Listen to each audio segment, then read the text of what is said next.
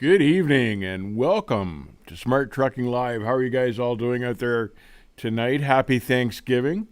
Long weekend for a lot of guys, so that's kind of nice. Home with your families, home having some of that good Thanksgiving food. Geez, I saw a statistic the other day. I think it was 1.4 million pounds of turkey will be consumed this weekend. Just an amazing number. And you know, what's interesting to bear in mind is all of those turkeys were delivered to the stores by trucks. So sometimes you just got to nudge the public a little and remind them of that little fact. Trucks work every day, all the time, and they bring us everything that we need. And there used to be bumper stickers that used to say, you know, if you got it today, it came by truck. And I haven't seen those for a while, but we should bring those back. They were good bumper stickers.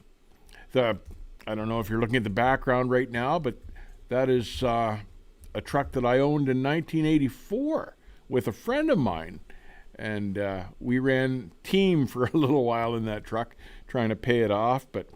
And that was the height of my team experience, pretty much.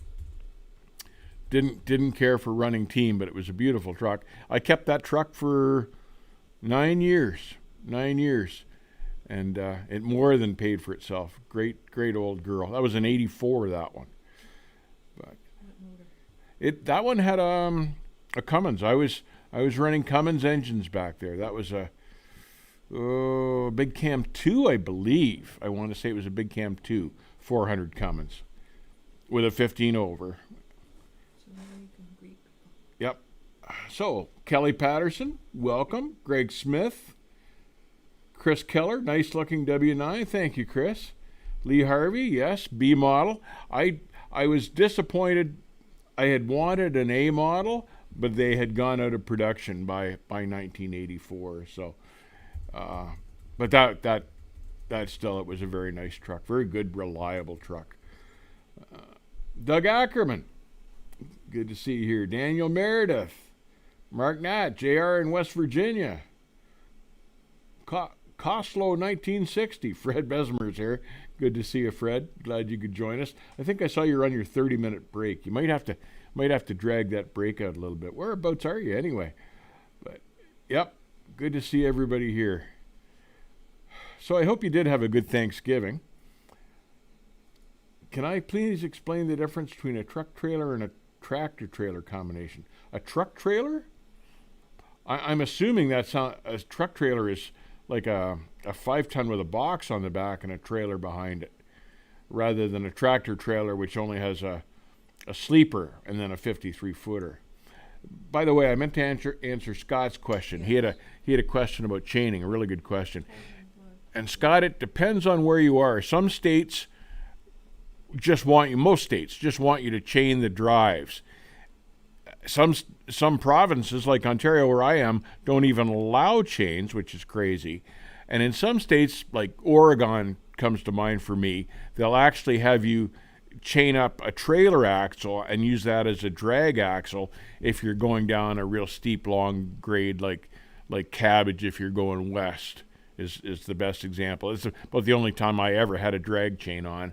In all the different places I've been. I never even used one in BC, but Oregon likes a drag chain. So depends on where you are, but generally just the tractor drives. And some states want you to chain one set of wheels. Some states want you to chain one set of axles. Some states want you to chain both sets of axles depending on the weather conditions. It's a variable thing depending on where you are and what they want. But good question though. Fred's in Michigan, headed for Phoenix. There's a nice run. Fred, I bet you it'll be warmer in Phoenix than it is here, although the weather's still pretty good up here. It's still pretty nice. Chris Keller's comment. Truck trailer is a spindle hitch and a pull trailer. We have those here for tankers and roll-off trucks. Tractor trailer is anything hooked up with a fifth wheel. Chris Keller, that's a better answer than what I provided. Thank you. Appreciate it. There's Kelly Patterson. Cabbage can be fun. Yes, Kelly, I knew that hill pretty well, and then came down at one time with a 53-foot car trailer.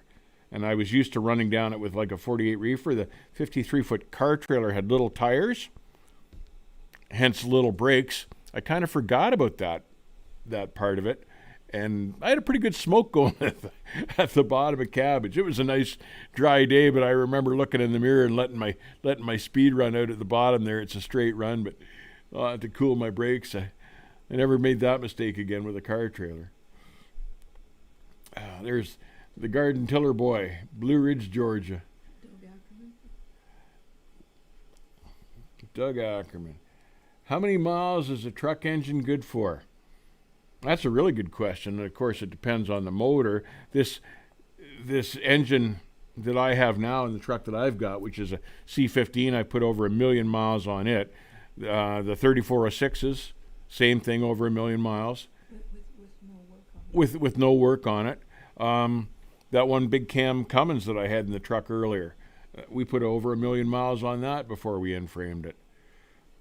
This is another one of my old trucks in behind me here now. That is a 93 W900B, and I custom ordered that from the factory. It had a 270 wheelbase, beautiful interior. That was a very nice truck, but it had the big cam Cummins 3, and that truck was the last truck that I had with a Cummins, because when I was running this truck, I met the Lettuce King, and he had a cat, and he would just kick me all over the place going up and down the hills, and he talked me into switching over to cats. This purple truck now in the background was also a truck that I had. I only ever bought 2 trucks used, and both times I bought used trucks, I had known the guys that had owned them from new.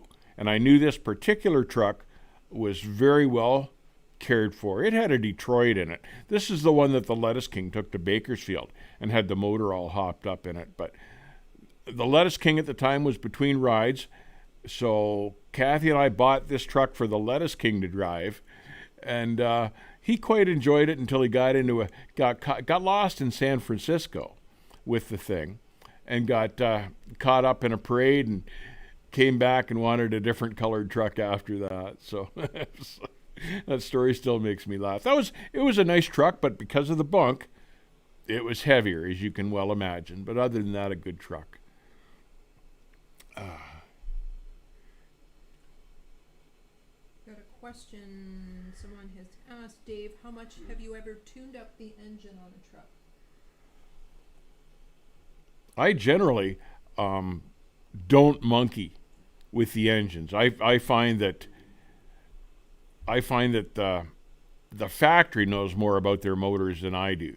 So I try not to mess with them at all, and especially if they're under warranty. I don't want to touch anything. I don't like messing with them. That way, when you roll into the dealership and something's wrong with it, the dealership can't go, "Oh, you've messed with this thing." So I never did. But the Lettuce King can't say the same. The Lettuce King, however, has messed with every single truck engine he's ever had, and sometimes with good results, usually with good results, but occasionally he's learned something the hard way. But he likes the horsepower. I didn't care when I got there. I got there when I got there, but the Lettuce King didn't like dropping gears in the hills, so he tended to tune his up more. And it was like I liked running with him, but every time we got into the hills, he'd just walk right away from me. Wolf Train Services says, my C10 Cat, we are at 3.5 million miles. Just had the head gasket and inner liners done. Got to be a cat. Man, that is impressive. And you haven't in-framed it at all through that period? That's amazing. That kicks the heck out of my record. Boy, that's really good. And a C10 of all motors. Lee Harvey running an 05 twin turbo, 1.25 mil, pulls 100,000 6 days a week. And that's a cat motor, I'm assuming, from the twin turbo. He doesn't say, but yeah, those, and that would be an Assert motor, I would assume.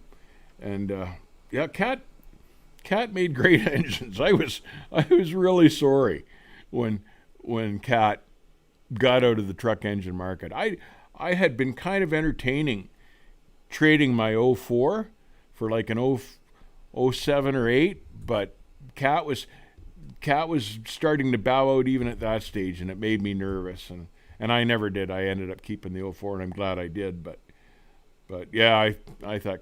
And the nice thing I liked about Cat was they always stood behind their motors. You never had any warranty arguments with them. Cummins didn't.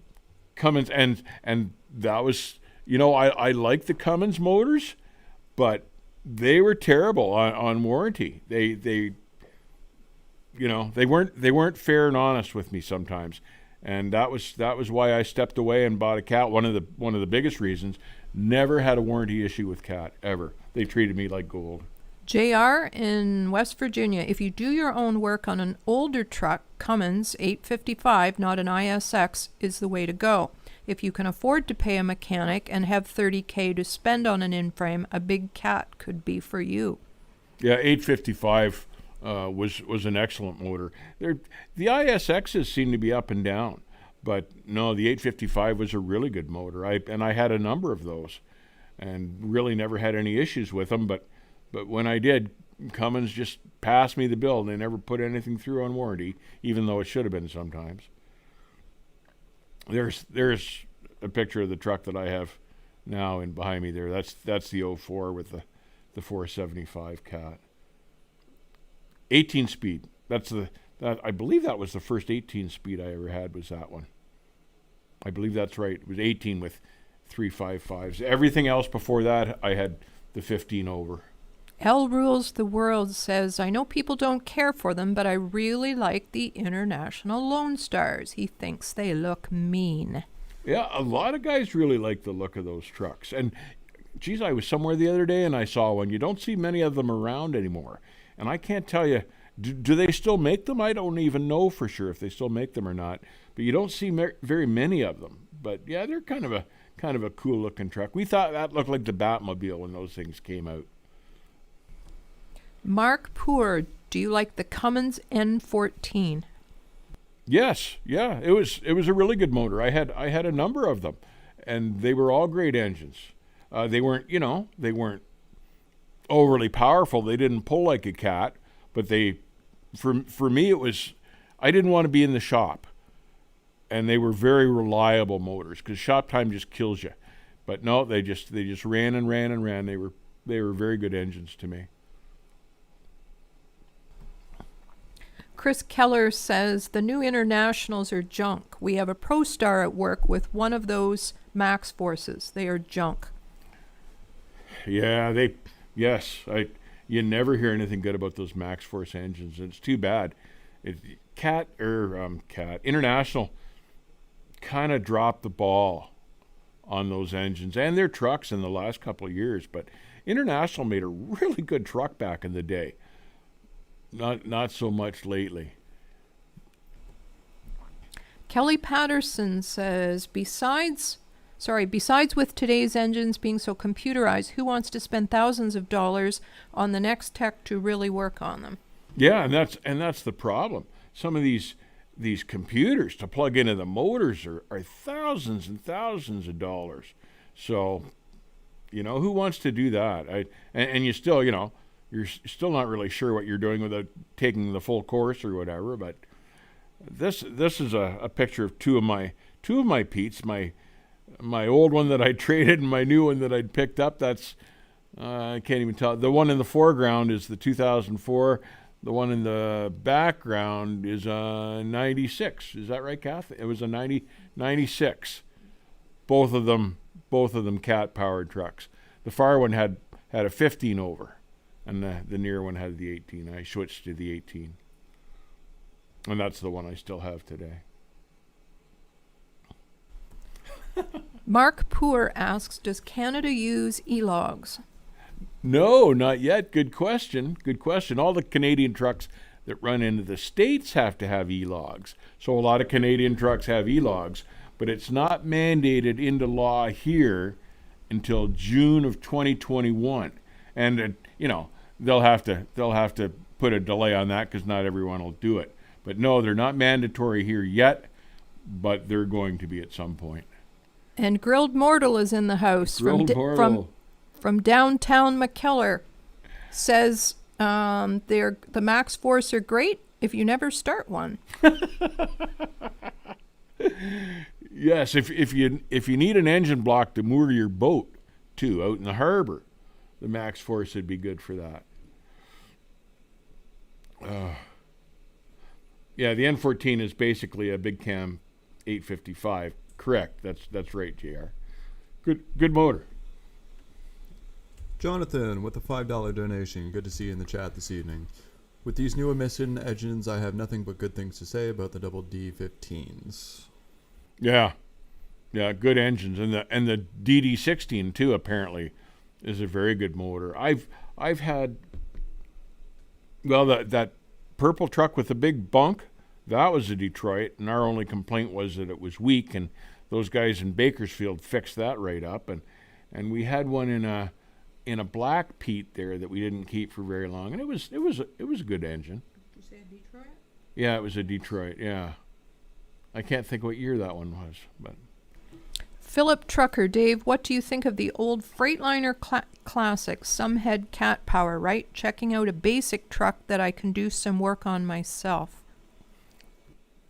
Yes, that I can't even tell you what Freightliner called those old long hood, flat hood trucks. I don't know if they were an FLD 120 or what the heck they were called, but they were really good trucks. You could get them with a Cat, a Cummins, or a Detroit back in the day, because everybody put in everybody's engines, and that was the way I liked it. Frankly, you could order whatever you wanted. There was no affiliation between the engine manufacturer and the truck manufacturer like there is today. But they were those Freightliners back in the day were often preferred by guys that had to haul heavy stuff or wanted to max their payload out, because they were all aluminum pretty much except for the frame rails, and you could even get aluminum frame rails if you wanted, but they were light. They were like 1,000 pounds lighter at the time than anything else on the market, and a lot of guys really like that.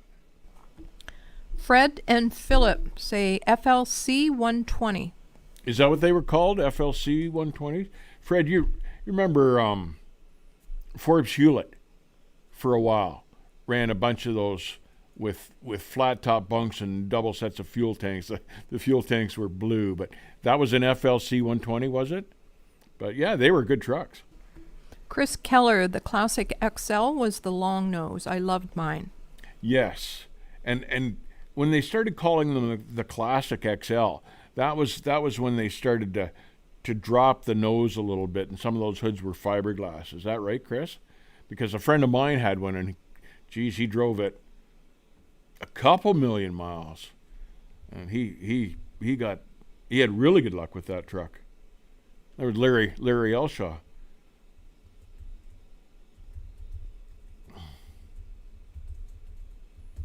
Freightliner FLC 120, says Fred. Yeah. What are my thoughts on the high prices of the used glider and pre-emission truck market?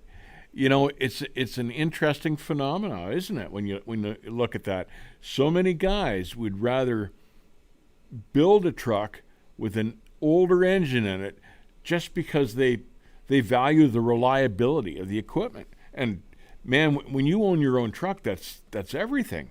You can't miss a beat. The thing can't be in the shop. You've got to be able to go when you need to go, and for as long as you got to go. And that's huge in this industry.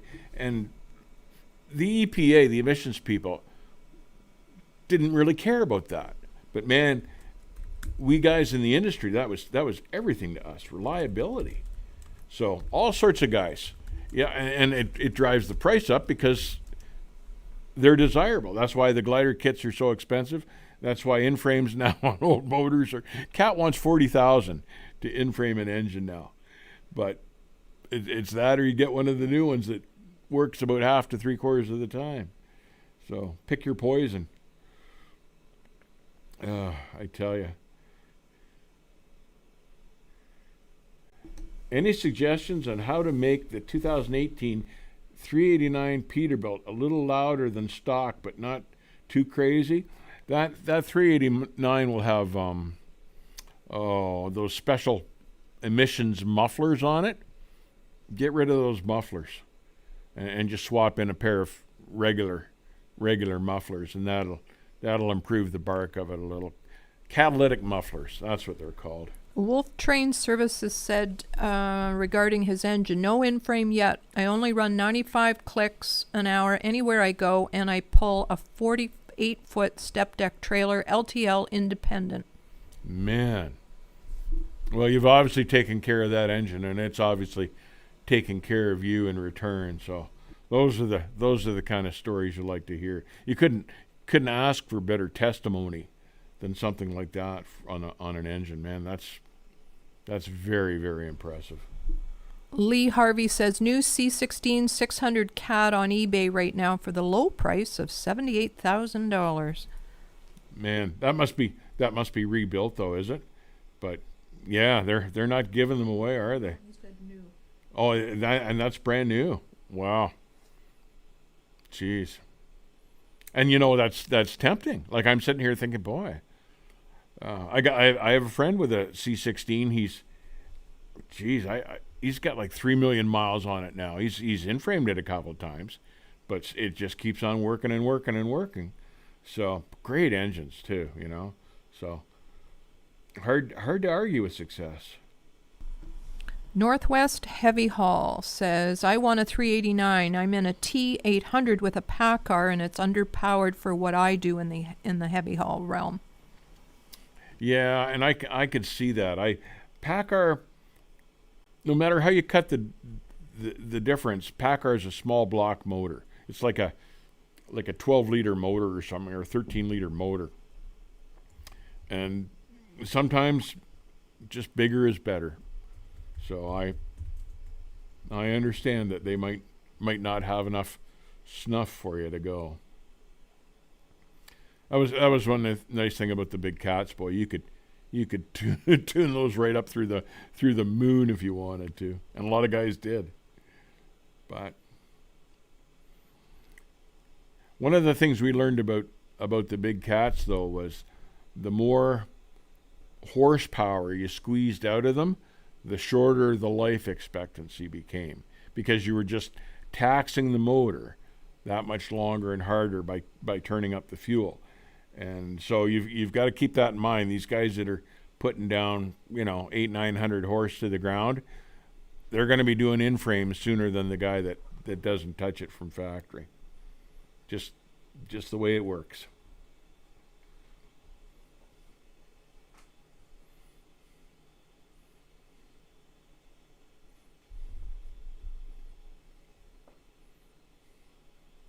Also, pre-99 engines and no E-logs required. Yeah, another big reason.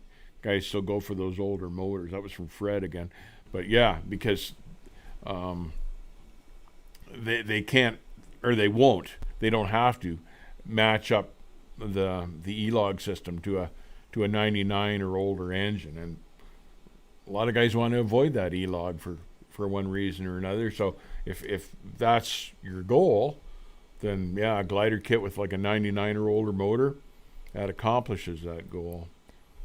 They Call Me Hitman says, more horsepower means more money and also more problems.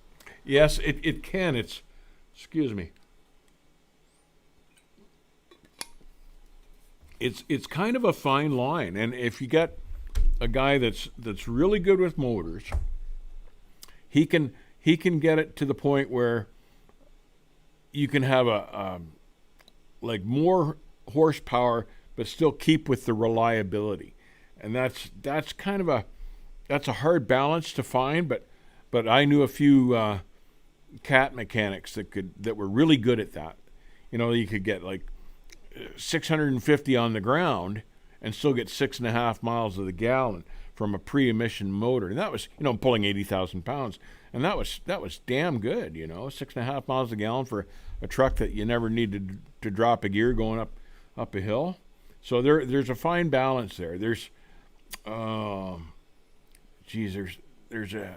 guy in Pennsylvania, Spencer. I think it's Bill Spencer's son. And apparently he's got a couple of really good formulas for the older cat motors, and he can really make them snort, but they're still reliable. They still get good fuel mileage. You gotta seek out mechanics like that. They're worth their weight in gold. They're becoming a rare breed too, by the way. Brandon Munn. Only way to get the new burner and DEF trucks need a delete to make them louder. There's no way to get rid of the quietness. Huh. I wouldn't have thought that. I would have thought that you change the exhaust system, you'd change the noise, but yeah, maybe it all does have to run through the DEF system first, and that's what smothers it. Could be right, but I was going to say I'd want to delete that system, but you really can't do that anymore and get away with it.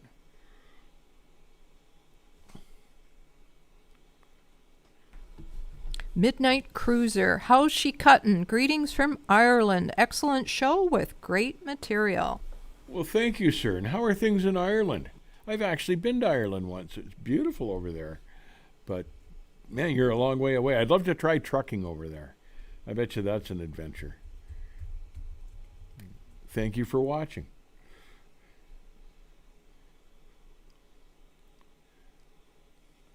Should I use dispatch service if I am an owner-operator? A dispatch service? I try to avoid that because I'm sure you're paying for that. So, no, I think I try to avoid that if possible. Get a couple of steady customers, contact them direct, and avoid. Always cut out the middleman whenever you can because they're always taking a chunk of your money. Lee Harvey says, once you run 600 to 700 horse trucks, you'll never be happy with anything less. Yes, that's right too. Yeah, once you get used to not having to drop 5 or 6 gears going up a hill, yeah, you'll never go back. I'm sure that's exactly right. It's exactly right. It's really nice to have the power, but often there's a cost to that, so you've just got to be prepared that that's part of the game.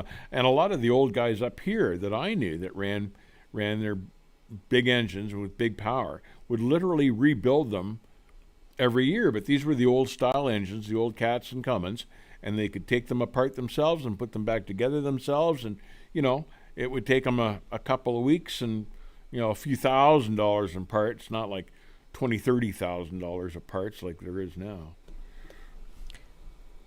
JR in West Virginia, did they ever make an 18-speed with the backward RTO pattern? Having learned on them and owning one now, I actually like the high toward the dash pattern better.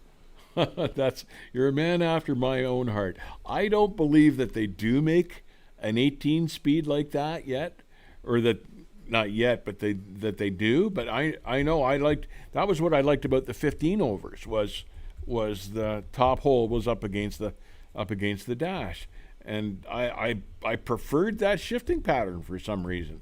I don't know why, but I don't know. It was just more comfortable. It felt like you were going somewhere. When you knocked it up to the wall, it felt like you were making time. I like that. I like that pattern.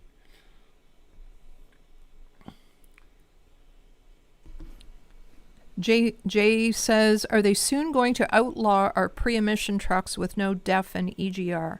Well, that's a really good question.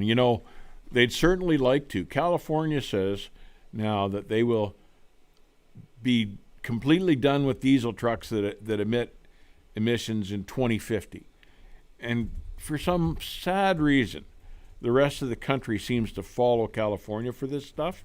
So I think that there will come a day that you'll see that'll be the end of these trucks. And it'll start, it'll start on the West Coast and move east.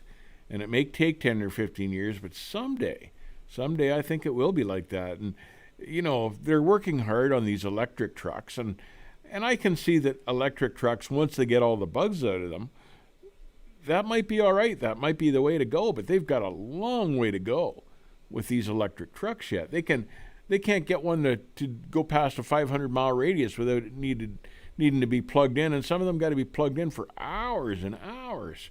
So we're a long way off from that. California can want whatever it wants, but that doesn't mean it'll be practical. Wolf Train Services says, latest problem with my motor is a return line for my turbo is leaking oil, but if I keep the RPM at 1,000 when idling at night, there is only a little spillage in the morning. And you could probably just swap that line out pretty easily, I would think, couldn't you? It's just a return line. But yeah. They can slobber too at night. They can. So. Speaking of slobbering at night, the Lettuce King is in the house. Oh. I'm not I'm going to just ask kidding. how you'd know that he would slobber. I'm Lettuce just King, teasing him. Lettuce King, how are you doing? He was working on the big ride all day today. Oh, were you? Were you? Jeez, I don't think it needed any more work. I can't imagine what you were possibly doing to it. Putting some more horsepower to it, maybe. In the But dark by flashlight, that I guess. is an awesome truck. That is an awesome truck.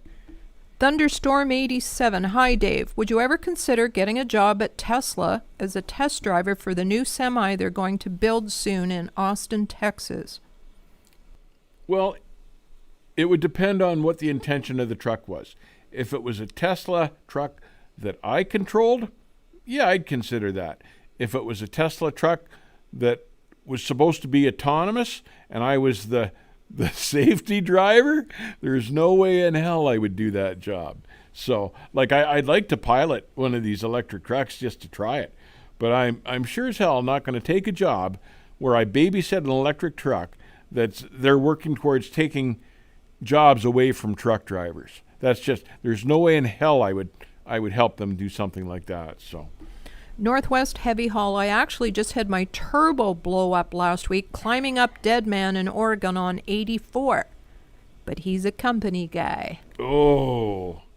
Well, thank God you're a company guy, because that'll be expensive. If the turbo went into the motor, if the fan spit little pieces of the fan into the engine, that could be a whole new motor job right there. That could be expensive. Sometimes you get lucky, but they gotta pull the pan and see if they find any pieces of turbo.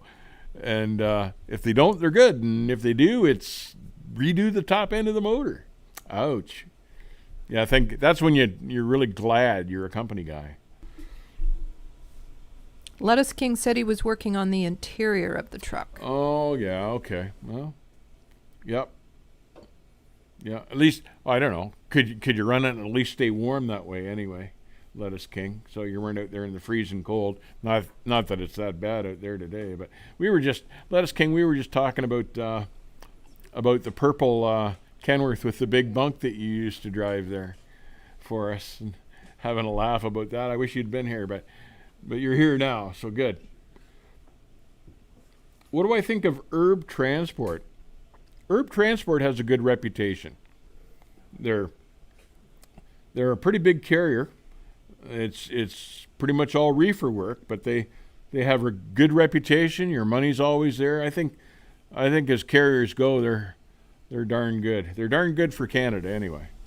The Dodge Man 50. What do you think of the 8.3 Cummins? I'm not familiar with the 8.3 Cummins. What other name would that go by? Is that like the new little red motor? Because you hardly see those. But I don't know. They even put Cumminses in Dodge pickup trucks now. I wouldn't know anything about those. That sounds like a big pickup truck motor.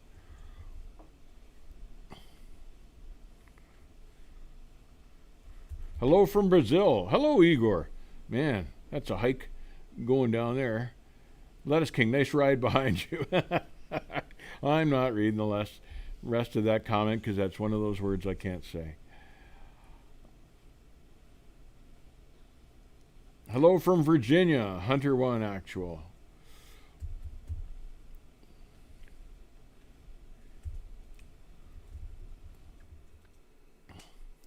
Hello, I'm back. Hope your day has been good. Jacob Miller. Yes, Jacob, it has. I hope yours has been good as well. It's been good up here. It's been quiet. JR in West Virginia. The 8.3 is a medium duty engine. It makes an L10 look like a big engine. So by medium duty, you're talking 5-ton trucks, that type of application? I'm not familiar with those. I haven't kept up with the Cummins line at all, frankly, to be honest. I know the ISXs had a lot of trouble, and I kind of lost interest in them after that. Apparently they've got the bugs pretty much worked out of them now, but too late for me to be interested in them. But Grilled Mortal, nothing like an oil leak around a turbo. What could go wrong? Yeah. Yeah, really. What could go wrong? I was thinking that the other day. We did a video, and I was lighting a fire underneath the oil pan of my old cat there in a demonstration on how to cold start it. That was what we used to do back in the day when you couldn't plug it in. I was keeping an eye on it, thinking, I hope this doesn't go bad real quick, but it didn't anyway. The Dodge Man 50 says it's a big brother to the 12 valve 5.9 Cummins. Oh, okay. And that's like an engine they're producing these days. Ever run the Coca-Cola, Daryl Gilbert? Yes, I have. I went across it once. Like, it wasn't there when I was trucking in BC. We had to go like the old highway through Boston Bar and that.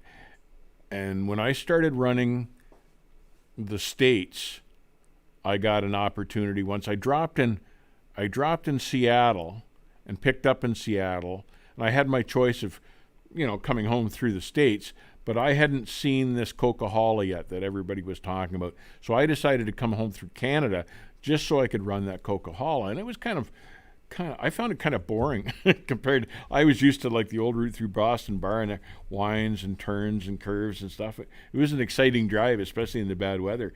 But I found the Coca-Cola kind of boring. It was kind of like a super highway. It just went straight up, and then it came straight down on the other side, and that was it. And yeah, I had to pay for that too back then, so it was all right. I watched a couple of those TV shows, and those guys are wiping themselves all over the place on the Coca-Cola. Man, it looked like good road to me, but oh well. Lee Harvey says he's got an 8.3 Cummins in his motorhome, 250 horse. Oh, yeah. I always forget about the other applications for these smaller motors too, like motorhomes. Yep, and God, they even put them in boats now too. So yep, yeah. Cummins is really growing in the nautical market as well anymore. Good day from Sterling, Ontario. Now, I should know where Sterling is, and I can't place it off the top of my head. Kathy, Sterling, Ontario? Ring a bell anywhere? She's drawing a blank. Have I ever run a step deck? No. Actually, that's not true. I pulled a couple of aircraft engines on a step deck. It wasn't my trailer, it belonged to the carrier. But a couple of times I pulled those big jet engines on a company step deck back in the day. Diego Castro, here's one for you. What's better, Cummins or Cat?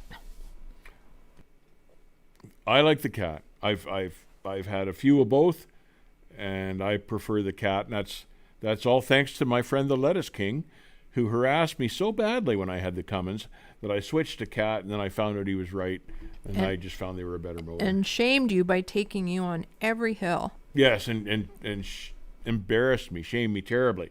Just walk away from me in all the hills. But yeah, so he turned me into a Cat guy. Lettuce King says, Sterling's over by Ottawa. Oh, okay. There's a part of the province I never go to, so that would explain that. Trucker Hershey, we're running the EPU battery system, runs 12 hours, uses very little fuel for heat. Oh, that's nice. God, Kenworth Packard had those initially and thought they were going to be a big deal, and then they had problems with them, and then they discontinued them for a while. So I'm assuming you're in a Packard truck that's got that, but it's good to hear that they've got that back and perfected it. Fred mentions, ever notice on that reality show Highway Through Hell that most guys are not chained up properly and end up spinning out? Yeah, Fred. I've only watched that a couple of times, but yeah, that's a whole different breed of drivers out there than what was there when I was out there. I ran BC in the late 70s, early 80s for, I don't know, 5 or 6 years, and everybody out there back then was a professional. Everybody could drive. It's a different story these days out there. Hunter One Actual, what do you think about them saying that by 2030 they will have unmanned electric trucks on the road? Well, and I was reading an article here just the other day. One of the big supermarket chains up here, Loblaws, now has initiated electric autonomous trucks, but they're only like little delivery vans. So I don't even consider that a truck. And they're all manned by people that are supposed to grab the wheel if something goes wrong. So, like, what are they really talking about there? In 2030, are they still going to have those guys sitting there hoping to grab the wheel in case someone pulls out in front of the truck? It's, you know, they're not very clear on where the technology will be or where they think it'll be then. You know, they'll say, oh yeah, we'll have autonomous trucks, but half the autonomous trucks they talk about still have drivers in the cab. So that's, to me, that's not autonomous. But Philip Trucker says the PACCAR EPU have improved a lot. yeah, that's the system I was thinking of. So, oh, that's good to hear, because I had high hopes for that system, and then they had trouble with it. But had I been ordering a new PACCAR, I'd have gotten that. But I'm glad to hear it works well. That's good. Now, somebody asked me there if I knew anything about European trucks, and I only know that I like the look of the new Scanias, and that's all I know. And I know that they run shorter trailers for obvious reasons, and less weight. And no, my knowledge of European trucks is incredibly limited.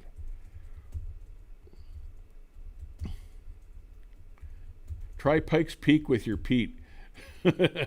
Duel with the Lettuce King. Yeah, you'd see the two of us wreck our trucks on Pikes Peak. Those guys are crazy, those guys. I'd like to try it, but I wouldn't want to try to be first to the top. I just kind of take my time until I got used to it, but hell of a thing. Matt asks, advice for a guy buying his first truck. Do you buy older and super cheap, or spend 50 to 60K for something a little newer? It would depend on how mechanically inclined you are and what you wanted to do with the truck. If you were just going to run like local stuff, like a dump truck or something like that, and never be very far away from home, and you were extremely mechanically inclined, then that would be the way to go. And there are guys here in my town that do that. But you get other guys that want to run longer and farther away from home, aren't particularly mechanically inclined. Those types should get a new truck with warranty in the whole 9 yards. Because fixing like a new used truck these days can break you. The cost is astronomical.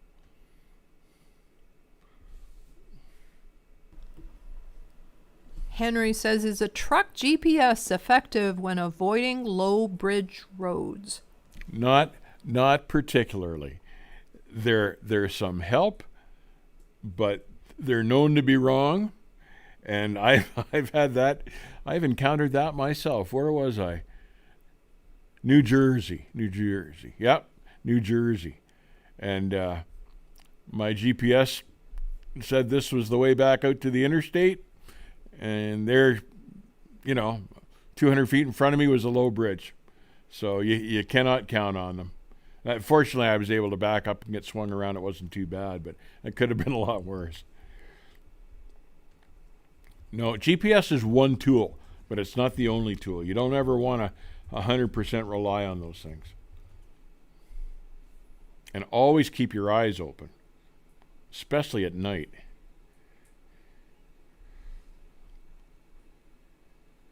Used to pick up paddles and oars in Sterling, grilled mortal. No kidding.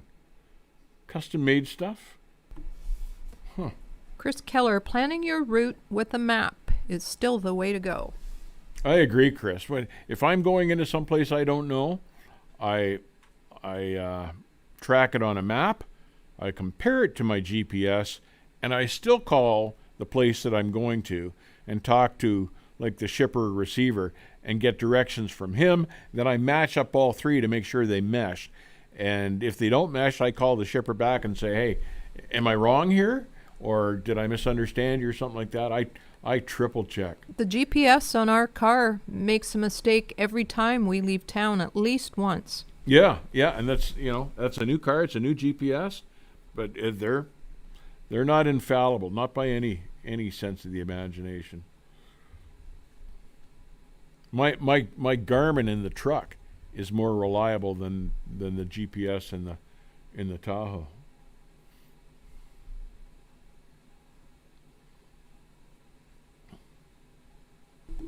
Kelly Patterson said he had a problem with the truck GPS in Chicago with the low bridge. Oh, wow. Yeah, Chicago, as you know, Kelly, is famous for low bridges. I got caught underneath.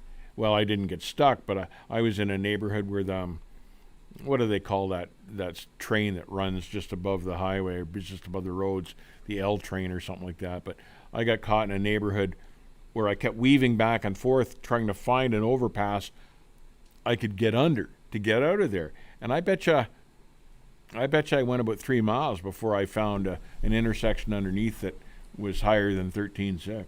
Chronicle Absolute says GPS is a tool, not the rule. You have to confirm your route before you leave.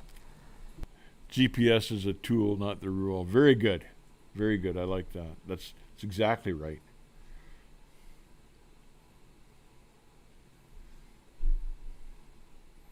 Ever been in California when the Santa Ana winds are blowing hard?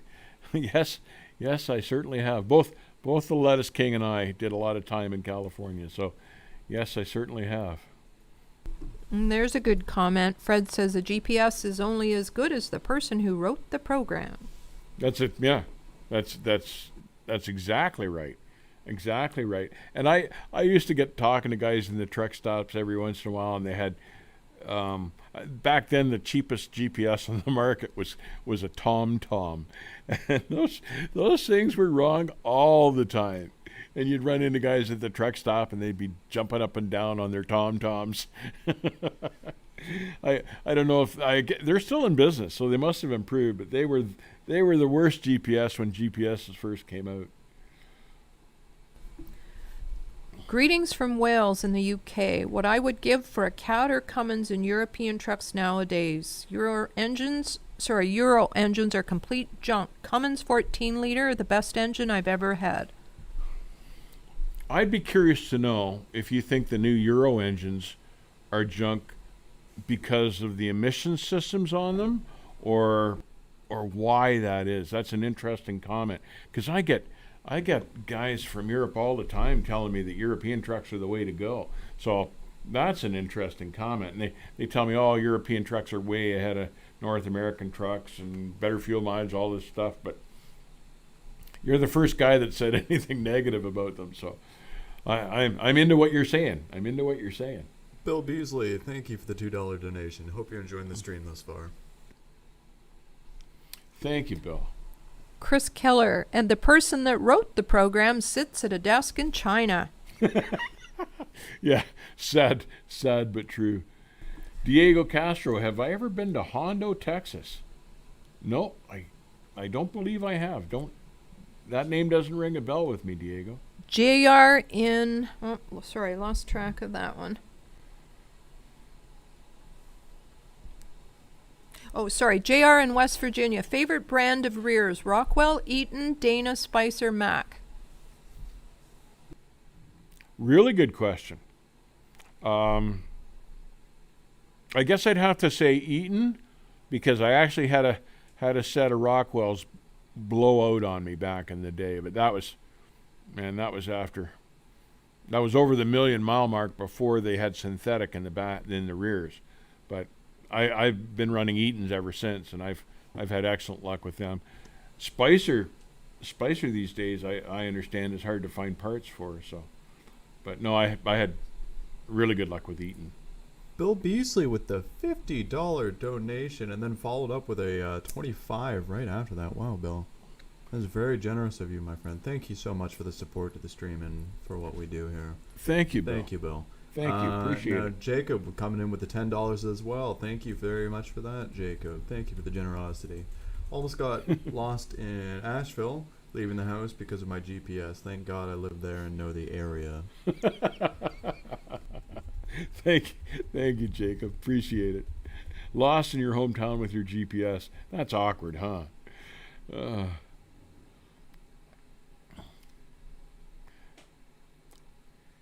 that is where John Wayne got that name, Hondo. Could be, I don't know. Don't know my John Wayne history. GPS with the internet is also disabled when crossing borders. That's a good point. I didn't know that. I did not know that. That's interesting. In a dump truck, 44 Rockwells are what I like, but curious what guys run over the road, say pulling flatbed, grossing 80 to 100K, an occasional off-road. I think, JR, that there's a lot of both out there. I can only tell you that when Eaton, if you got an all Eaton drive line, they would extend the warranty. They would give you a better warranty on them, and that was one of the reasons I went to an all Eaton drive line, just because you could get that much more warranty. And I've had excellent luck with that, as I was saying. But there's still tons of guys out there that run Rockwell rears. Bill Beasley just made a comment that he hauls produce. That's why he's partial to you. So he knows how it's done too. I've got to go on a bit of a rant here next week because they're talking about this COVID vaccine, and the one company, Pfizer, says theirs has got to be kept at minus 70 Fahrenheit, and I've had the best money could buy when it comes to reefers, and I had ice cream wall Great Danes, like with the really heavy doors and the really double thick insulation with big Therma Kings on them, because we would haul a lot of frozen back in the day. And I never had one that would hit minus 70. So I'm sure the technology's improved. But anybody with a reefer knows the moment you open the doors, the temperature's gone. So how are you going to manage that with the vaccine? There'll be freight claims left, right, center, and sideways. Jonathan with the 5. Thank you very much for that. Is there a GPS that can fix Atlanta traffic? No, probably not. Such a thing probably does not exist. And Jacob with the 10. Thank you once again, Jacob. Yeah, Asheville is a jungle, honestly. Just really thinking about moving up to the middle of nowhere in Wyoming or something like that. Thank you to you both. I'd live in Wyoming. I think Wyoming's beautiful. Too bad Shannon's not here. But I remind Shannon constantly how much I like Wyoming. I think Shannon's in Casper. Anyway. Don't be the driver following the GPS down the bicycle trail, making the local news. Lee Harvey. Did you see that guy up in Washington State stuck on the logging road with the 53 and the anteater? And he was like way up there and finally spun out. The cops had to come up and rescue him. And they were a couple of days dragging that thing off the hill. That guy was really lost.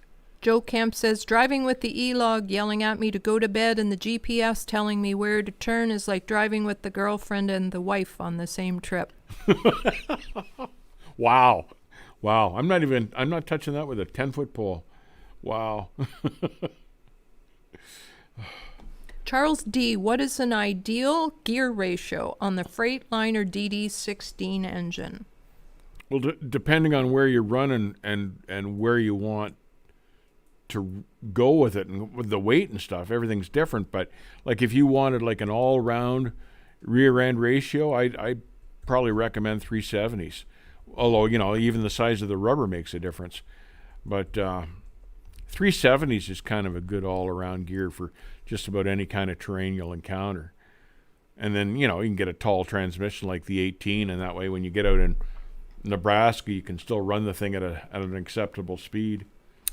Now, there's a really interesting question. Little Viking Coach, will shippers and receivers require proof of vaccination? Wow. Really good question, and I have no idea. But what a dangerous topic. What an interesting subject. Excellent question. Excellent. I don't think they're going to be able to make the vaccine mandatory. That's my opinion anyway. So in that case, I wouldn't say so, but I'm just guessing. Hello from Edmonton. Hello there. Don Root likes the 336 rears. That's kind of a tall rear end, but if you've got the right transmission, it won't much matter. But yeah, the tendency these days is to gear really tall in the back end, and so to keep your RPMs down and help save fuel and conserve the motor. I've lost track of who's asked the question, but someone asked if you preferred the W9 or the, oh, here we are, Hunter 1 Actual. Which do you like better, the W9 or 379? Now, we just did a video on that recently, but I don't think you made a choice. That's a really good question, and honestly, there were really good features about each that I liked. In a lot of ways, I liked the W9. It had a nicer interior, nicer upholstery, better seal on the doors. The cab was tighter. There were a lot of things I liked about the W9. The peat was lighter, truck per truck, and they respect the same. But the peat was lighter. Probably things like the aluminum hood helped it. The W9 had a fiberglass hood. But I'd be hard pressed to pick a favorite because they both had good qualities. So what I used to do is take the same spec and take it to Kenworth and Pete and whoever came in with the lower number, and I would look at their service department too, and whoever was running the better service department, because when I needed to get in and out, I needed to get in and out. I couldn't leave the truck there for a week at a time while they messed with it. So, but those were the factors. But I would buy either one. They were equally good trucks for different reasons. Half the battle is the dealership too. Like the dealership, you've got to have a dealership that stands behind you. So choose a truck partially for dealership too. Comment from Tim O. You are all awesome. From me, a self-retired truck driver after 36 years. Tim, way to go. Congratulations on the retirement. I hope you enjoy it. I hope you have a long retirement and have the type of retirement that you've always wanted. Congratulations. Little Viking Coach, they already won't load you without taking your temperature. Yes, but that's not invasive. Yeah, I don't mind them taking my temperature. They can do that all day long. On your forehead? Yes, on my forehead, Kathy. Man, but that's completely a different kettle of fish from having to get an injection. The thing about these injections is that who knows if they're going to work or make you sick. I'd like to wait a while and see. Yeah, too soon to be the test bunny on that one. Yes, and there's a good point from Trucker Hershey. Taking the temp is also a bad idea because you could be infected and not have a temperature yet, and that's correct. He's right, and Kathy knows more about that stuff than I do, that's for sure. But yeah. Bill Beasley, I'm running 2 6.4s with a Super 10. Pretty good for fuel economy. Oh, good. Although, the price of fuel this year is better than it was last year. And that's kind of an interesting number all on its own. And they were fleets have been bragging that their operating costs are down.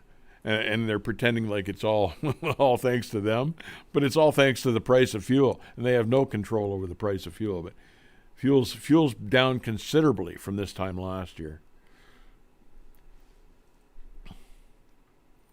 Grilled Mortal made a comment. Liquid nitrogen.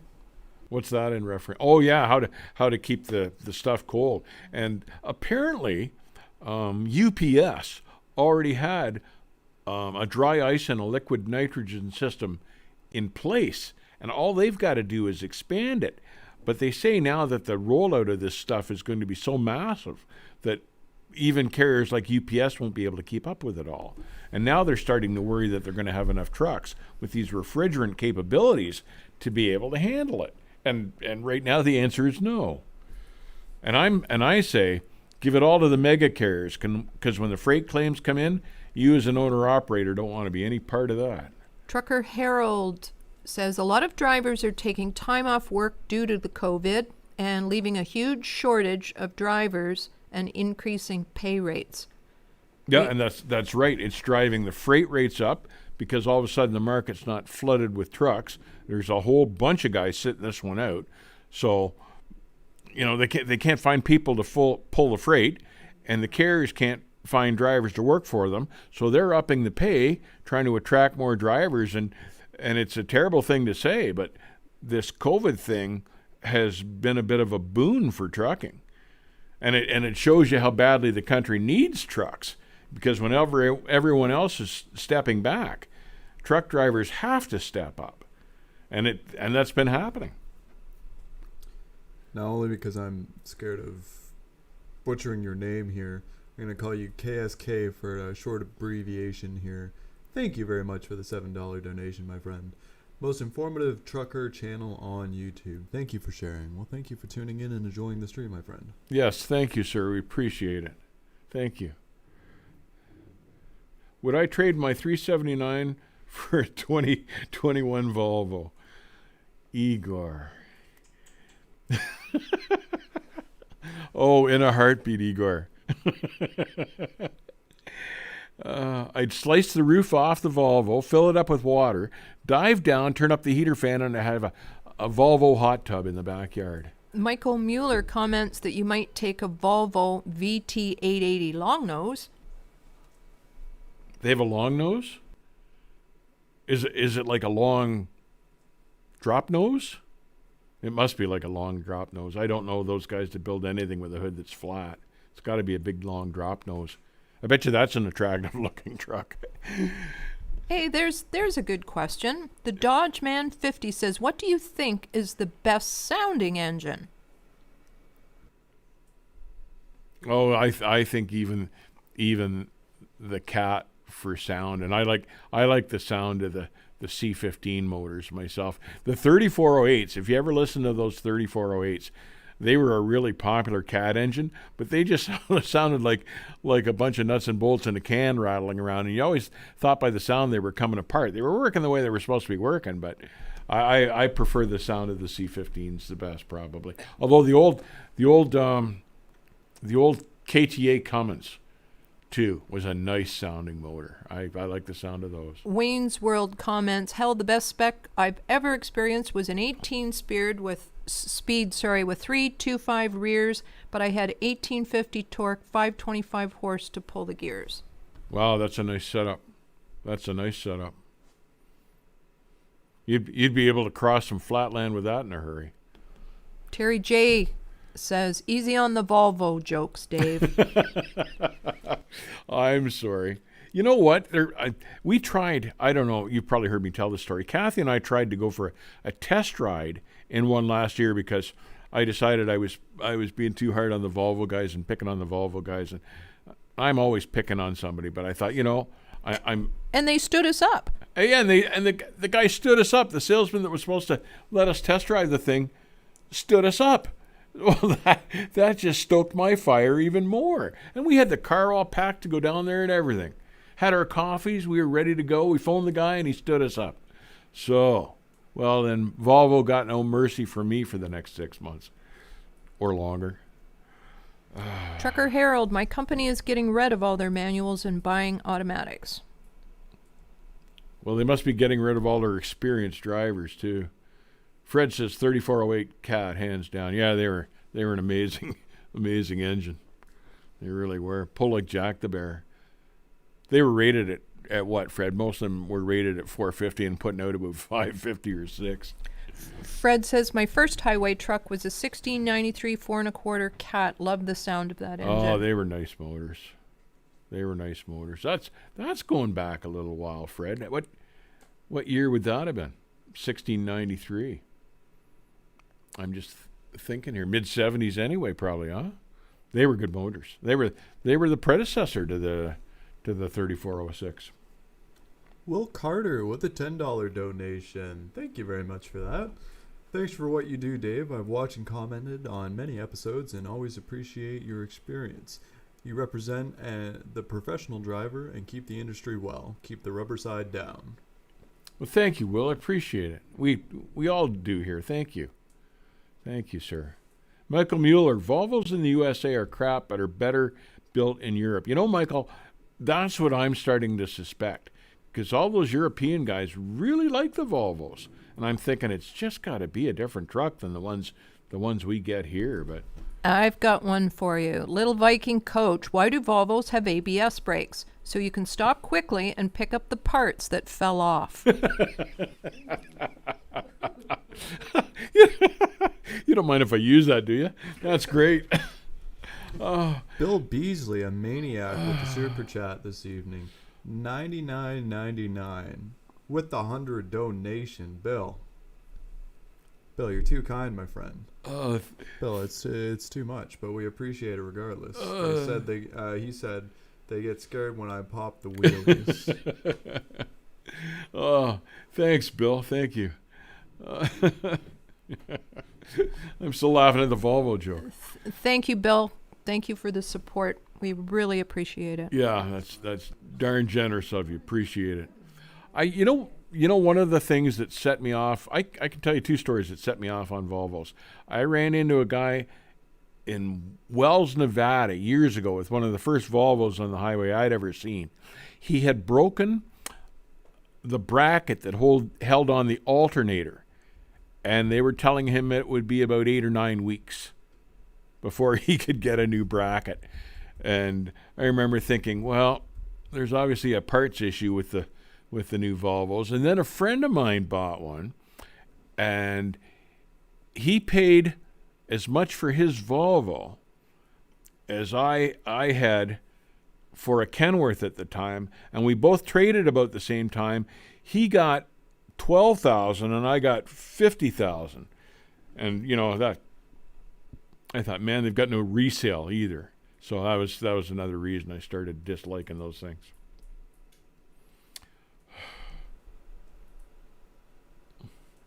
At Smith we go 50-50 standard or auto shift. Michael.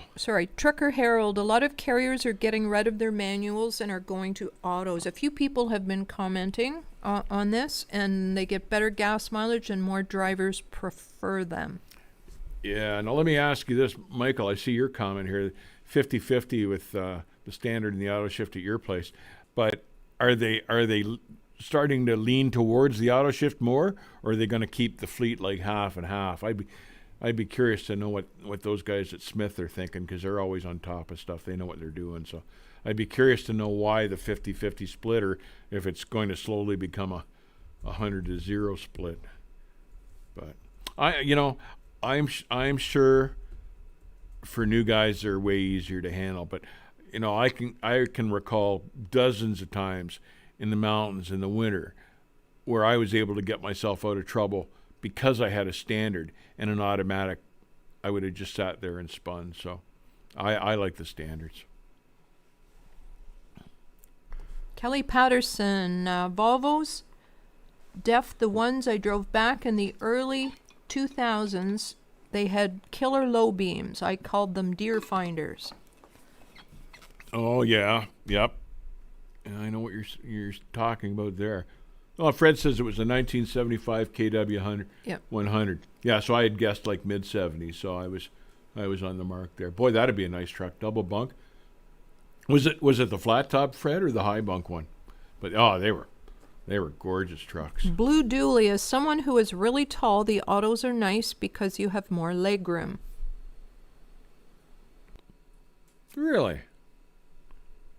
Well, I guess when you swing out of the seat to go crawl into the bunk, the stick wouldn't be in the road, if that's what you're talking about, because it shouldn't affect your leg room when you're sitting down driving, but the moment you go to get out of the seat, maybe I could see what you'd mean there. But yeah, okay. I don't think I'd spec one for that reason, but I see your point.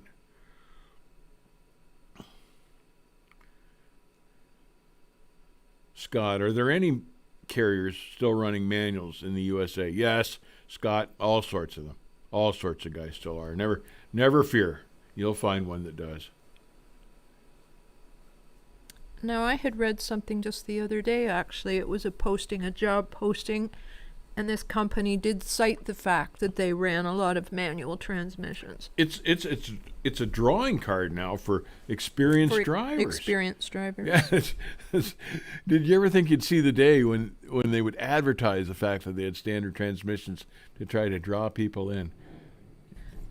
Man, back in the day, everything was standard. Trucker Harold, I like manuals, but the autos allow me to concentrate more on the road and allow more room for other things I need. I can understand that about, especially for new drivers, to focus on the driving. Yeah, I can get that. And you know, if you do have an automatic, you can eat pizza and drive at the same time. That's a whole lot easier than with a standard. And I like pizza when I'm traveling. So there's an advantage. You didn't think of that, did you, Kayla? No.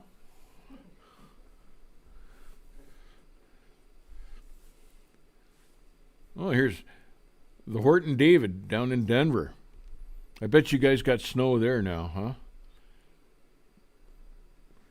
In fact, I saw something about Eisenhower just the other day being closed for a multiple truck wrecks. So yeah. And Terry J mentions, are they paying more if you can shift gears? Well, maybe they should. Maybe they should be. I'm sure they're not. But here at Gary Mercer, they're all steering wheel holder trucks. Now I have to sit low. It's Fred. Really? Not there. Not at Mercer's. Oh, man. Fred, I'm discouraged and saddened. I do hope you're exaggerating. Gary Mercer's a great outfit to work for. Like Gary, really good guy. Ross mentions automatics are nice when you're in stop-and-go traffic. Yeah, I can see that. I can see where, because you do get stop-and-go traffic and your clutch leg starts to wear out after a while if you've got a really stiff clutch in it. So, yeah, I can see where that would be an advantage. And Terry J mentions, once you get going, anyone can eat pizza and drive. Yeah, once you get it up into the top hole. That's right. That's right. The trick is just to eat it on the interstate rather than in town. Don S. mentions they claim better miles per gallon, but I get the same miles per gallon in a manual. And then much probably depends on how they're driven. Depends exactly on how they're driven. And I can tell you one thing for sure. When it comes time to fix those automatics, they are expensive to fix compared to a manual transmission. They add, well, I don't think they do anymore. They used to add on to the price of the truck when you were building it new. But I know to repair those things is outrageous. Far easier to repair or replace a manual than it is an automatic transmission. We had a guy we were pulling chemical tanks with, and he had spec'd a new automatic Volvo, and just the sloshing of the tank would take out his automatic transmission, and it took it out, oh man, like 7 or 8 times before they finally gave up on it. I don't know if he kept that truck or not. I left that carrier, but they were sure it was all due to the sloshing in the tank, that the automatic just couldn't handle it. Thunderstorm 87, which way stations are you not a fan of? And any nightmares from any of them?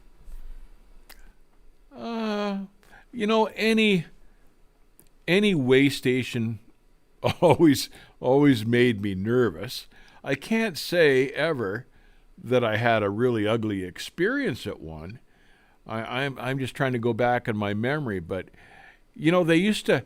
I never used to go into California on I-10, and that one down there, going west into California, had a bad reputation. But I never really ran that way. But I heard ugly things about it. But no, I always had pretty good luck with the scales. But I was always really careful with my axle weights, not to be over whenever I could, and if I couldn't, I went the scenic route. But that was 3/4 of the trick. If you were legal, they'd on weights they'd generally roll you through, and if you were driving a nice looking truck, a clean truck, that was the other part of the secret. If you were driving junk, of course they'd pull you in. Kenneth Davis, do you remember the truck stop in Terrell, Texas, El Toro, 1976? No, I can't say I placed that one off the top of my head. No, why do you ask about that specifically? Geez, if my friend Richard ran down through there a whole lot, I bet you he'd remember it. He's not here. He's out working like he's always out working, but Grilled mortal automatics are junk in the snow and ice. Not for me. yeah, that's been my experience with them too. I just don't care for them. Not my cup of tea. Maybe it's all what you get used to, and I understand that you can shift these automatics now, some of them, and work them better. But I just gonna stick with what I know works. So Little Viking Coach mentions banning California way station. Banning, that's the name I was trying to think of. That's the one on 10 going in. It had an ugly reputation. That's the scale that they even got caught spraying oil on the guys' engines and then writing them up for the engines leaking. Lettuce King mentions I got handcuffed to the wall in the Michigan scale on 75. That's right. That's right. Didn't you phone me from there? I think you phoned me and Herd and a couple other guys while you were handcuffed there, but that's right. I thought that was funny as hell. And oh man. Yeah, you had a reefer load on too, as I recall, and you were running low on reefer fuel. I remember that. They got me one time, that scale, because I was pulling dry freight out of Ohio, and I didn't have my tandem set at the right. I had my tandem slid too far back on my dry box, and they nailed me for that. I got pulled in there for that. I didn't even think they'd notice, but they cared. Joe Smith suggests that they defund the DOT. There's an interesting concept. Kind of warms my heart just thinking about it. That's not a bad idea. RMC, what truck would you recommend to buy and how many miles? I guess he's asking about a used truck. If I was going to buy like a new used truck, I'd get a PACCAR truck all day long first. I'd look. Now I'm gonna. I'd look for one with a PACCAR engine, and I'd try to get one with fewer than 400,000 miles on it. That's what I'd look for. Adam Kent Isaac, did you ever drive to the Canadian Maritimes? Yes, I have been to the Canadian Maritimes. Not a whole lot, but I've been into Halifax and New Brunswick, and I've never been to PEI. I always wanted to go across that bridge, and I never had the chance to go. So I haven't been in PEI. Hey, Fred says he's been handcuffed at the same scale there too. You've got something in common with the Lettuce King. You know what? They just look for us Canadian plate guys and just think, here's a source of entertainment and revenue. Let's handcuff this one. Trucker Hershey wants to know why he was handcuffed. Do you remember? Oh, it was because he had unpaid fines up the wazoo, I think. Oh, he was wanted in like 20 states. He was a wanted man in 20 states. Yeah, I believe that was the deal. What a bandit. That's I don't know how many, Lettuce King, if you're still with us, I don't know how many of those you actually ever paid off. So I'd be really thinking hard before I cross the border again, but up to you, man. Lettuce King says, yeah, I had an old scanner in the truck. Apparently they didn't like that. Oh. That's what it was. You know what? And Michigan down by Sawyer on 94 nailed me for my scanner back in the day. And they saw the antenna. That was how they spotted it. The scanner antenna mounted on the mirror bracket. And he says, what's that little antenna? He pulled me in and said, what's the little antenna for?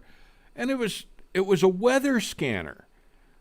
But that was good enough for them. A scanner was a scanner was a scanner, and I got a fine, and they took my scanner. And all I did with it was check the weather patterns. But he didn't care. He didn't care. A few people in chat are asking about carrying guns for protection and crossing state lines. So we've got lots of opinions, and Controlled Chaos says he carries a bow and lots of arrows. Now, there's an interesting twist. Comment on crossing state lines with a gun? Yeah, and the border? We couldn't, as Canadians, cross the Canadian-U.S.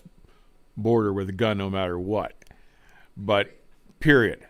But in all my years, 40 plus years, I never ever found myself in the situation where I needed a gun, and I wouldn't have been comfortable carrying one anyway. I'm not familiar with guns. I don't hunt or anything like that. But no, I would advise just not to do it. Leave it at home, because every different county and state has different rules and regulations. So I wouldn't be bothered. Somebody said they carry a samurai sword. Yeah, I've known guys to carry big knives. I carried a big knife, but I never did have to use it. And I had a good tire bat too, but never ran into any trouble. Brent also says you're not allowed to have a police scanner in your truck. Well, that was what the Michigan trooper was claiming on me, and it wasn't a police scanner. Mine was a weather scanner, but his argument was, well, you could convert it to a police scanner. I said I wouldn't even know how to do that, but he didn't care, and he took my weather scanner. Jonathan coming in with another 5. What's up with guys taking or jaking at truck stops at 2 a.m.? Must be the same guys taking a 30 at the fuel islands. Yep. And Charles Petit says, hello, current owner-operator, leased to a company, looking at getting my own authority. What is the best way to find and approach potential customers? Thank you to both of you. You know what I used to do is just canvass everyone in my neighborhood, or if there was a company that had freight that I particularly liked that freight, because it went to, like, I used to canvass companies going to California because I needed to get out to California to get my produce loads. So I would target companies that went where I wanted to go or I needed to go.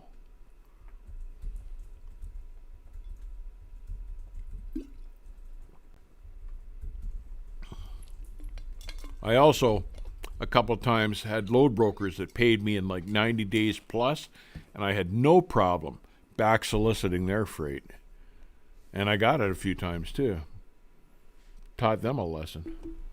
Someone mentioned you can get in as much trouble for a large knife as you can a gun, and that is that's probably true. true. That's probably true. But like I say, I never even had to take it out of the sheath. It wasn't a great big knife, but I never even had to wave it around at anybody. Never had it. I was always very careful where I went and where I parked and stuff. And you gotta be. You gotta be.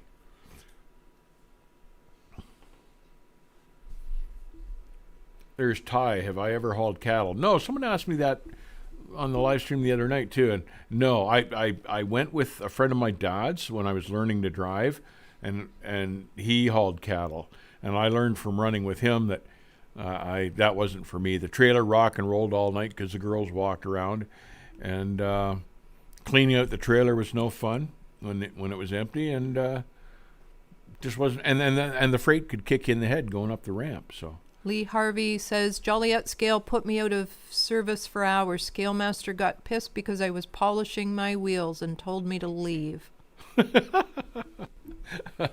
That not that I would know about this, but that scale's really easy to get around to Joliet, but that didn't come from me. Scott says, are clutches wet or dry? They're dry. They're dry. They have grease, of course, but they're not what I would call a wet system. Someone mentions a big tire pressure checker hammer is a good weapon. Yeah, and that's generally what I always had beside the seat anyway. Never, but like I say, never had a problem. So. Bill Beasley, I learned karate from Uncle Si. And that's probably always nice to have in your back pocket. Just give him a few Bruce Lee yells. No run off. Controlled Chaos says, I hate, I assume he means Joliet Scale? Juliet, meaning Joliet? Yeah, Joliet, yeah.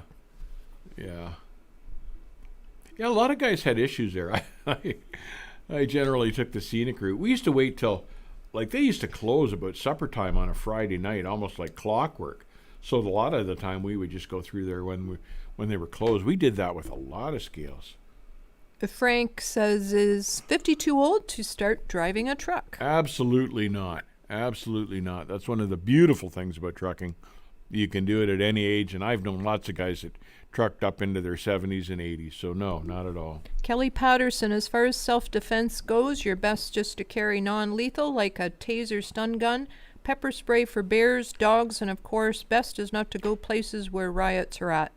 But in Canada, we can't even have pepper spray over here. That's crazy, isn't it? I It think, depends what you've got the pepper spray for. yes. I've been told. Yes. So if you're encountering bears in your backyard, it's okay.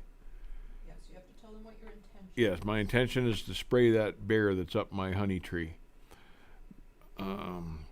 You know another set of scales. Lettuce King will remember this. The super coops in Iowa would almost always be closed on Saturday mornings. So we would run a lot of Iowa on Saturday mornings. Scott says, thanks. I'm a Harley Davidson guy and bike clutches are wet because you have to slip them for long periods of Yes. time at slow speeds. Yep, that's right. That's right. Like an oil bath. And some states, a stun gun is illegal, period. Yeah. Yeah, every different state has its rules. I always stop at the Triple T truck stop in Tucson. Kenneth, boy, there's one of the original truck stops from back in the day, and last time I was down there, it was looking kind of rough, and I was kind of sorry to see it looking that way. But yeah, boy, and everybody on the bottom stopped there. That was quite the place in its day. All right, Chad, it's about that time of evening now where we start wrapping things up. We'll take a couple more questions here, and then we'll finish off for the evening. Who's that's got the slingshot? I just saw that roll by. I ran into an escaped convict from the SLC jail. He sold me his jail shirt for $20. The whole time I had my Glock under my thigh. I guess. I'm sure there are times when it's handy to have something like that. Yeah, Ty says he just uses an 18-inch crescent wrench. Good enough. And Jerry Christensen says he remembers you told us a story about kids throwing rocks at your truck. Oh, yeah, in Oakland. Yep. Yeah. I wouldn't have shot the kids if I'd had the gun, but I was headed up the hill to strangle them till they stopped me. But yeah, oh God, that was like the first trip with my 96 Pete, and these guys are throwing rocks at these kids. I about had a stroke. Bill Beasley coming in with another $20 donation. Bill, you've been way too generous this evening. We appreciate it so much. Thank you. Thank you for the 20. Thank you, Bill. Appreciate it. We really do. Is Bison Transport a good starter company to work for? That's Johnny's. Johnny, I would say yes. I would say they are a good starter company to work for. One of the biggest ones in Canada, but one of the best organized. That's for sure. Good equipment. Lots of stuff. Gur Simran, thank you for the 20, my friend. Hope you're enjoying the stream thus far.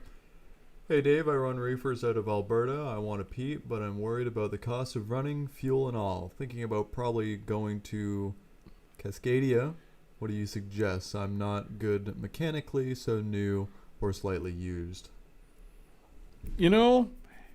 If you're not traveling at 80 miles an hour, the long hood trucks don't get bad fuel mileage. You can run in the 6s and the 7s and the 8s with those things as long as you're not tromping on the pedal all the time.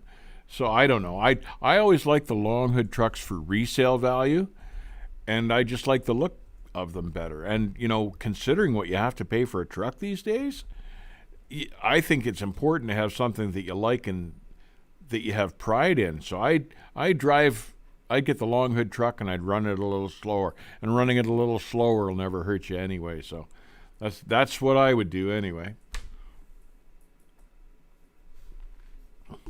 Good question. Bill says, I like the new Cascadia with the DD15 for the lowest cost, but PACCAR's a better dealer network and resale.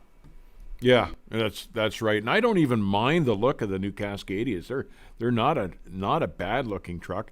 Apparently build quality has improved, and they're not a bad truck at all these days.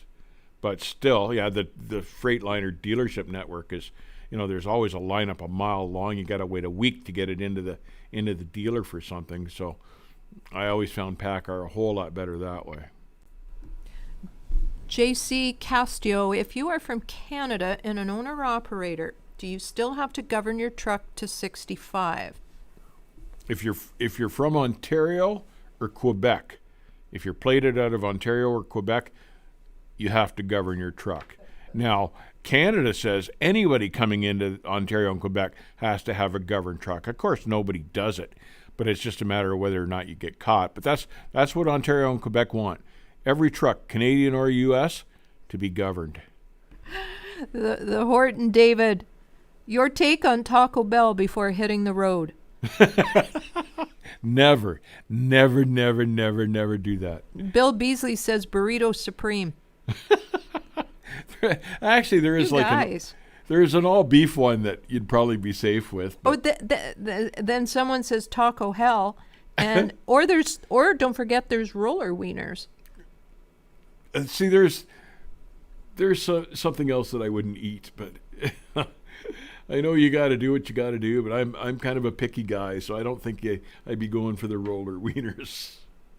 I can't say about whether Mark eats them or not, but I don't. Mark knows a lot about them, which is scary in itself, but it is a funny thing to talk about. I thought that was a bit of a genius. I had to think about what roller wieners were the first time I saw that on his first time he mentioned that on the stream. I knew right away what those were. Roller wieners. And then every time you go to pay for something at a truck stop, you see a rack of roller wieners. Once I figured out what he was talking about, I thought it was hilarious. Oh. If you're running more than 70 tons at 80 gross, is it safe? 70 tons? 70 at 80 gross. I'm not sure I understand the question. Is what safe if you're running that kind of weight? I'd have to. Well, maybe he'll expand on that. Yeah, I'm not sure I understand the question. Dr. Rocketman 779 says the new Cascadia rides like a tank. The suspension is quite stiff. Really? Well, that's good to know. That's pretty important how the thing rides. I can see that too, because those are all really short wheelbase trucks, and short wheelbase trucks are choppy. So that could very well be. I would have thought Freightliner would have solved that issue by now, but apparently not. No kidding.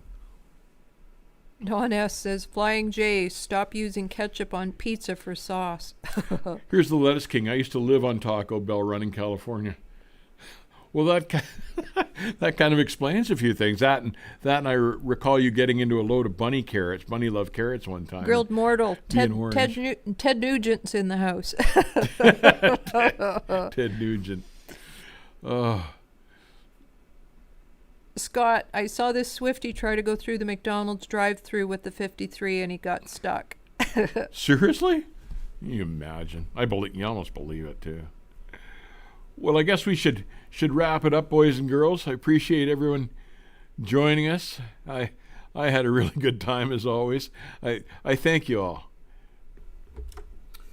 Want to give a special thank you to our donators for this evening: Bill Beasley, Jacob Miller, KSK, Will Carter, Jonathan Mestrel, Gursman, and Charles Petit. Thank you to all our donators this evening. Thank you to you, the viewer.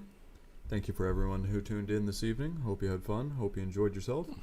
And that'll be about it for us. Dave, if you want to wrap us up from there, that'll do it for us.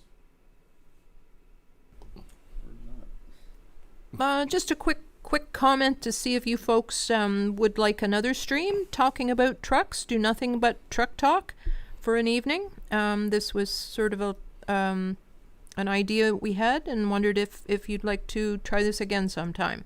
So just leave yay or nay in the comments, and we'll take that into consideration. Take care. Stay safe. Thanks, everybody. Thank you, everybody, for joining us. Keep the rubber side down. We'll see you on the backhaul. Good night, everybody.